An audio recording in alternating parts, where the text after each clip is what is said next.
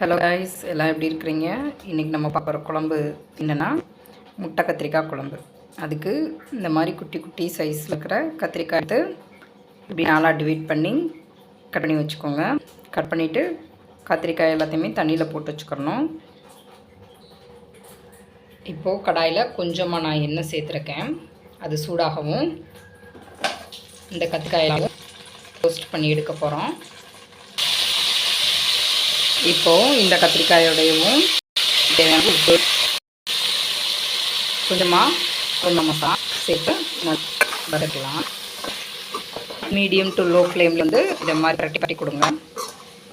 ரொம்ப வேகணும்னு ஒன்றும் அவசியம் இல்லை. ஜஸ்ட் இந்த கத்திரிக்காயோட கலர் மட்டும் லைட்டாக சேஞ்ச் ஆகும். அந்த வதக்கி எடுத்தால் போதும்.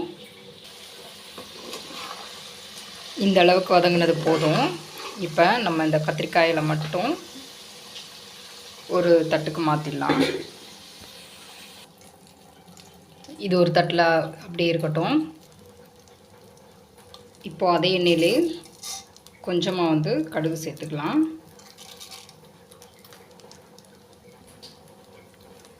கடுகு கூட கொஞ்சம் வந்து வெந்தயம் சேர்த்துக்கலாம். இது ரெண்டு நல்லா பொரியட்டும்.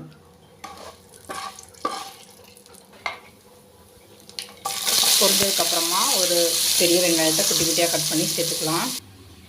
இப்போது கொஞ்சமாக ஒரு புளி எடுத்து அதை தண்ணியில் ஊற வச்சுருக்கிறேன். இப்போது மிக்ஸி ஜாரில் ஒரு 2 சின்ன சைஸ் வெங்காயமும் ஒரு 3 தக்காளியும் சேர்த்து நல்லா அரைச்சி எடுத்துக்கலாம்.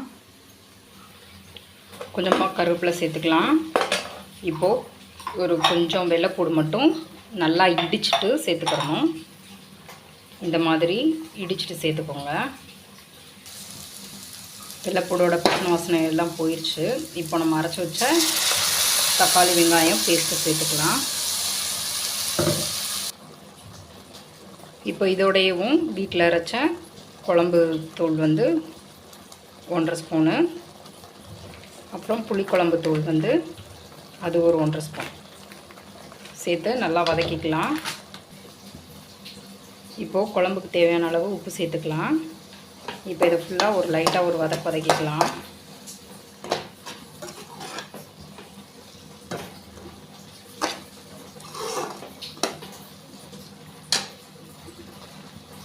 ஒரு நிமிஷம் 2 நிமிஷம் வதங்கட்டும்.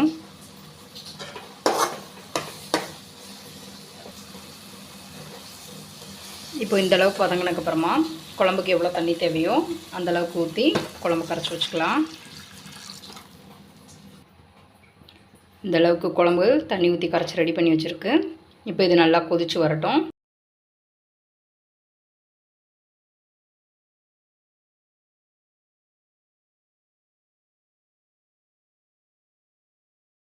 குழம்பு நல்லா வத்திருச்சு. இப்போ வந்து நம்ம ஊற வச்சுருந்த புளியை நல்லா கரைச்சிட்டு அதோட தண்ணியை மட்டும் ஃபில்டர் பண்ணி சேர்த்துக்கலாம்.